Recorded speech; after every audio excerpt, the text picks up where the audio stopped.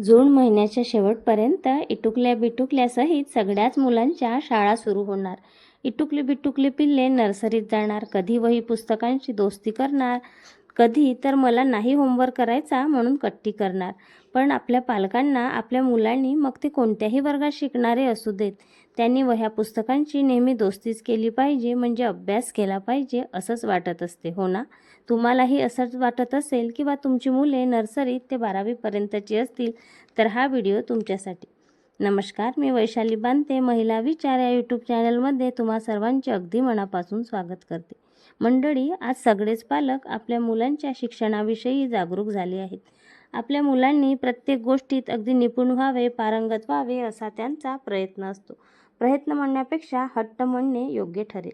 त्यातही माता पालक याविषयी खूप आग्रही असतात आणि या माता जर गृहिणी असतील तर त्यातील बहुतेक माता त्यांची घरकामे आटपून आपल्या मुलांच्या मागे अभ्यासासाठी अगदीच तगादा लावत असतात।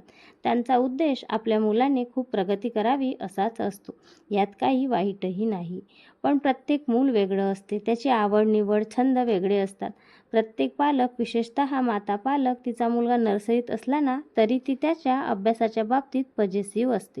त्याचा पहिलाच नंबर आला पाहिजे हा तिचा हट्ट असतो। मग त्या कोवड्या लहान मुलाच्या मागे अभ्यासासाठी खूप लागतात।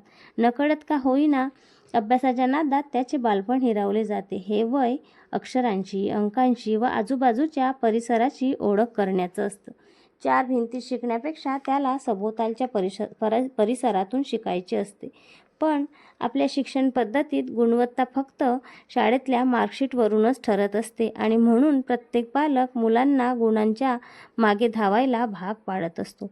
मीही असाच हट्ट माझ्या मोठ्या मुलीच्या बाबतीत करत होती, पण ते कसे चुकीचे आहे हे माझ्या लक्षात यायला लागले। लहान मुले सतत अभ्यासाचा तगादा लावल्याने चिडचिडी होतात व तणावात राहतात। त्यामुळे त्यांच्या सोयीनुसार त्यांना अभ्यास करण्याची मुभा देणे, त्यांच्या अभ्यासावर लक्ष ठेवणे, त्यांचा पाया मजबूत करणे, अभ्यासात त्यांच्या अडचणी दूर करणे या गोष्टीकडे पालकांनी लक्ष द्यावे। पण सतत अभ्यास करा म्हणून त्यांच्या मागे लागू नये।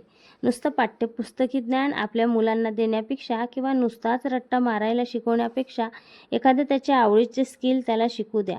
कारण या आजच्या AIच्या डिजिटल जगात पुस्तकी ज्ञानापेक्षाही त्याच्याजवळ स्किल असेल ना तोच या जगात टिकू शकेल। माझ्या मुलाने डॉक्टर, इंजिनियर, IAS, कलेक्टर झालं पाहिजे असा हट्ट करणे योग्य नाही। कारण क्रिकेट खेळण्यात नंबर 1 असलेल्या सचिन तेंडुलकरला अभ्यासाची फारशी आवड नव्हतीच। कधीही शाळेत न गेलेल्या बहिणाबाईंच्या कविता आम्ही पदव्युत्तर अभ्यासक्रमात शिकत असतो व शालेय अभ्यासक्रमातही 1-2 कवितेचा समावेश असतो। कारण त्यांना अक्षराची ओळख जरी नसली ना तरी भाषेचे ज्ञान, शब्दांची मांडणी करण्याचे स्किल बहिणाबाईंना अवगत होते।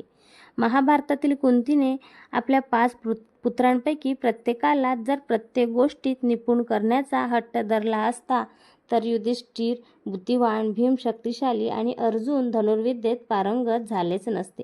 प्रत्येकाची आवड वेगळी होती, प्रत्येकाजवळ वेगवेगळी स्किल होते, त्यामुळे प्रत्येकजण आपापल्या क्षेत्रात पारंगत होते।